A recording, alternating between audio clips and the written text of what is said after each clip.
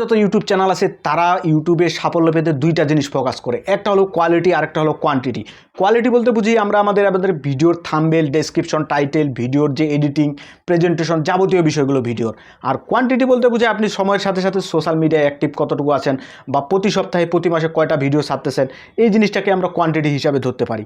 তো বর্তমান সময়ে এসে একজন ইউটিউবারের কোয়ালিটি না কোয়ান্টিটি, কোন জিনিসটা বেশি ফোকাস করা দরকার, এই বিষয়ে আজকে আলোচনা করব। খুবই ইম্পর্টেন্ট হতে চলেছে। নতুন হলে অবশ্যই চ্যানেলটিকে সাবস্ক্রাইব করে রাখবেন আর পুরো ভিডিওটি অবশ্যই সাথে থাকবেন। তো দেখুন 2023 সালে এসে ইউটিউবের যে জগৎটা সেটা কিন্তু পুরো চিত্রটা পাল্টে গেছে। 16-17 সালের দিকে আমরা কি দেখতাম, ডাইরেক্ট একটা স্ক্রিন রেকর্ডিং ভিডিও, সেখানে মিলিয়ন মিলিয়ন ভিউজ।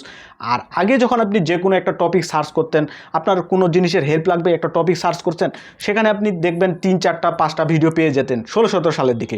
আর এখন ওই একই টপিকটা সার্চ করবেন, দেখবেন হাজার হাজার ভিডিও পেয়ে যাবেন। তো বুঝতে পারতেছেন যে কন্টেন্ট ক্রিয়েশনের যে এটা কিন্তু যুদ্ধটা কিন্তু বিশাল একটা ময়দানে পরিণত হয়েছে। এবং এই ময়দানে আপনাকে টিকে থাকতে হলে আপনার ভিডিওর উপর ফোকাস করতে হবে, ভিডিওর যাবতীয় বিষয়গুলো দেখতে হবে। সেক্ষেত্রে আপনাকে কোয়ালিটির উপরও কিন্তু ফোকাস দিতে হবে। তো কোয়ালিটি ইজ দি বেস্ট কি অফ সাকসেস বর্তমান সময় ইউটিউবের জন্য, আমি যেটা মনে করি।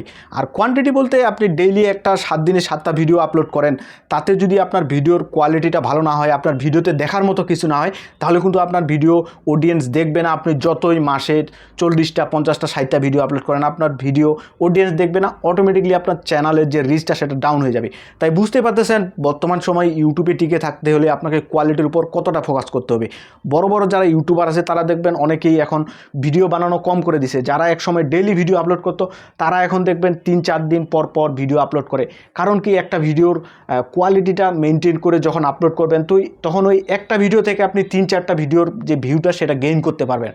তো এই জিনিসটা অনেকে মেনটেন করতেছেন। যারা ইউটিউবে আছেন তারা বিশেষ করে নিজের কন্টেন্টের প্রতি অনেক পরিশ্রম দিতে হবে, ফোকাস দিতে হবে। বিশেষ করে যারা নতুন ইউটিউবার আছেন, নতুনভাবে যারা শুরু করতেছেন, তাদের ক্ষেত্রে এই বিষয়গুলো আরও সিরিয়াসলি নিতে হবে। কারণ যারা অলরেডি মোটামুটি, যাদের চ্যানেলে মোটামুটি একটা সাবস্ক্রাইবার আছে, যাদের একটা ভ্যালু আছে, ফেস ভ্যালু আছে, যাদেরকে মানুষ চিনে, তারা যদি একটা নর্মাল কন্টেন্ট বানায়, সেই কন্টেন্টগুলো কিন্তু অনায়াসে চলে যাবে। কারণ তাদের একটা ব্র্যান্ড ভ্যালু তৈরি হয়ে গেছে অলরেডি ইউটিউবের মাঝে। তো আপনি যখন একটা নতুন ইউটিউবার, যখন ইউটিউবে আসবেন, তখন কিন্তু আপনার কোনো মানুষজন আপনাকে চিনে না, আপনার প্রতি বিশ্বস্ত না, বা আপনাকে ভিডিওগুলো ইউটিউব বেশি বেশি পরিমাণ প্রমোশন করবে না। আপনার চ্যানেল নতুন, তখন আপনাকে যেই কয়টা মানুষ আপনার ভিডিওগুলো দেখবে, তারা যাতে আপনার ভিডিওর সঙ্গে জুড়ে যায়, আপনার চ্যানেলের সঙ্গে জুড়ে যায়, এমন কিছু মনে করেন বাম্পার কন্টেন্ট বানাতে হবে, যে কন্টেন্টগুলো আপনার চ্যানেলকে র্যাঙ্কিংয়ে এনে দিতে পারে।